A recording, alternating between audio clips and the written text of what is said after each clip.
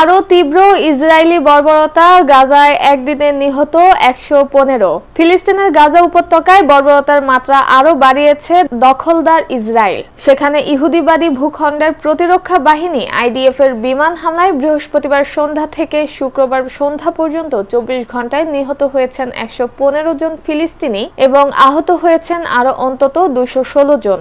গাজার স্বাস্থ্য মন্ত্রণালয় এক বিবৃতিতে এ তথ্য নিশ্চিত করেছে। তবে হতাহতের প্রকৃত সংখ্যা আরো বেশি, কারণ অনেকেই ধ্বংসস্তূপের নিচে চাপা পড়ে আছেন। তাদেরকে উদ্ধার করা সম্ভব হয়নি বলে বিবৃতিতে উল্লেখ করা হয়েছে। ২০২৩ সালের অক্টোবর থেকে গাজায় অভিযান শুরু করে আইডিএফ। শুক্রবারের অভিযানের পর গত ১.৫ বছরে উপত্যকায় মোট নিহত ও আহতের সংখ্যা পৌঁছেছে যথাক্রমে ৫৩,১১৯ জন এবং ১,২০,২১৪ জনে। এই হতাহতদের ৫৬% নারী ও শিশু।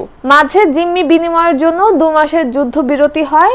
সাময়িক ওই বিরতি শেষ হওয়ার আগে গত ১৮ মার্চ থেকে ফের গাজায় অভিযান শুরু করে দখলদার ইসরায়েলি বাহিনী। দ্বিতীয় দফার এ অভিযানে গত প্রায় ২ মাসে গাজায় নিহত হয়েছেন আরো ২,৯৮৫ জন ফিলিস্তিনি। আহত হয়েছেন আরো ৮,১৭৩ জন। যে ২৫১ জন জিম্মিকে হামাসের যোদ্ধারা ধরে নিয়ে গিয়েছিল, তাদের মধ্যে এখনো অন্তত ৩৫ জন জীবিত রয়েছে বলে ধারণা করা হচ্ছে। সামরিক অভিযানের মাধ্যমে তাদের উদ্ধার করার ঘোষণা দিয়েছে ইসরায়েল। জাতিসংঘ ও আন্তর্জাতিক সম্প্রদায় এ পর্যন্ত বেশ কয়েকবার গাজায় সামরিক অভিযান বন্ধের জন্য ইসরায়েলের প্রধানমন্ত্রী বেঞ্জামিন নেতানিয়াহুকে আহ্বান জানিয়েছে। ইতিমধ্যে জাতিসংঘের আদালত নামে পরিচিত ইন্টারন্যাশনাল কোর্ট অফ জাস্টিসে ইসরায়েলের বিরুদ্ধে গণহত্যার মামলাও দায়ের করা হয়েছে। ওই আদালত নেতানিয়াহু ও তার তৎকালীন প্রতিরক্ষা মন্ত্রী ইয়োব গ্যালান্টের বিরুদ্ধে গ্রেফতারি পরোয়ানা জারি করেছে। তবে নেতানিয়াহু স্পষ্টভাবে জানিয়েছেন, হামাসকে পুরোপুরি দুর্বল